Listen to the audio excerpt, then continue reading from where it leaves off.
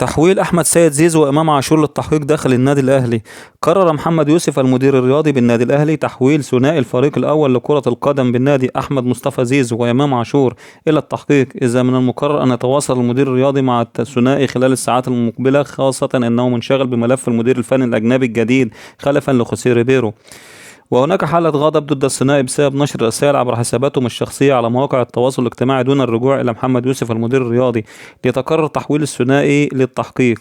وينوي محمد يوسف توقيع عقوبات مالية ضد الثنائي بعد التحقيق معهم في الرسائل المنشورة عبر مواقع التواصل الاجتماعي، خاصة أن هناك قرار داخل النادي بعدم استخدام مواقع التواصل دون إذن. وكتب زيزو عبر حسابه على انستجرام وقال: جماهير الأهلي العظيمة، أعرف أن هذا وقت للشامتين، خصوصا أنها فرصة لا تأتي كثيرا ولن تتكرر مرة أخرى إن شاء الله، وإن الاعتذار واجب علينا، فقد شعرنا جميعا بالذنب والتقصير تجاهكم في النتائج الأخيرة التي لم تكن على مستوى طموحاتكم ولا تليق بمكانة نادينا الكبير. لقد قصرنا في حق أنفسنا أولا، ثم في حقكم أنتم الذين لم تبخلوا يوما بالدعم والوفاء. وأضاف: أعترف أن ما قدم لا يليق بروح الأهلي ولا بتاريخكم المشرف، وإن ما حدث ترك في نفوسنا جرحا عميقا كما ترك في نفوسكم ألما وغضبا، ولكن الفرق العظيمة لا تقاس بما تتعرض له من عثرات، بل بقدرتها على النهوض من جديد.